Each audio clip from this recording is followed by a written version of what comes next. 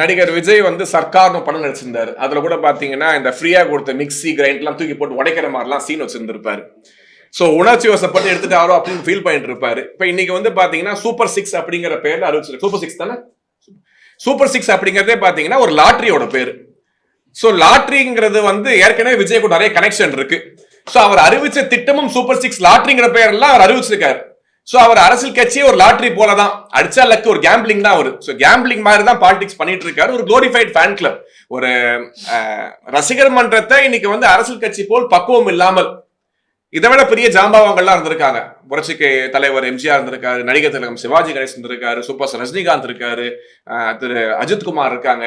இவங்களுக்கெல்லாம் இன்னும் மிகப்பெரிய ரசிகர் பட்டாளம் இருந்தாலும் கூட அந்த ரசிகர் பட்டாளத்தை சரியான முறையிலே ஒழுக்கப்படுத்தி ஒரு கட்சி நிகழ்ச்சியில கூட மக்களை ஒழுக்கப்படுத்தி அவர்களுக்கான பாதுகாப்பை உறுதி செய்ய முடியாத ஒரு இயக்கம் தமிழகத்தோட பாதுகாப்பு எப்படி உறுதி செய்யும்?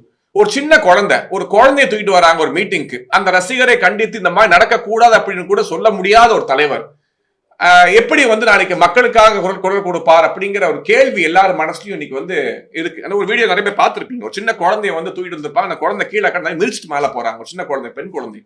சோ அப்படி வந்து ஒரு பக்குவம் இல்லாத ஒரு அரசியல் கட்சியாக இருந்து கொண்டு வருகிறார்கள். இன்னைக்கு வந்து அள்ளி வீசுறாரு. தாலிக்கு தங்கம் கொடுப்பாங்க உட்காந்து. ஆனா ஒரு பவுன் அப்படிங்கிற, ஒரு பவுனுக்கு எவ்வளவு விலை, ஒரு பவுன் விலை எவ்வளவுன்னு கூட திரு விஜய் அவர்களுக்கு தெரியுமான்னு தெரியல. சோ அதுக்கு ஒரு பவுன் அள்ளி வீசுறாரு. இப்ப நீ 1000 2000 அப்புறம் 2500 அப்படிங்கிறாரு.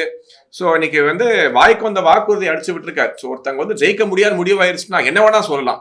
அந்த விதத்திலே இன்னைக்கு ஒரு ரெலவன்ஸுக்காக, குறிப்பாக அவர் மீது இருக்கக்கூடிய கரையை போக்குவதற்காக அன்னைக்கு வந்து மீடியா டென்ஷன் டைவர்ட் பண்றதுக்காக பேசியிருப்பாரோ அப்படின்னு தோணுது. இதெல்லாம் சீரியஸா பேசினாரான்னு தெரியல.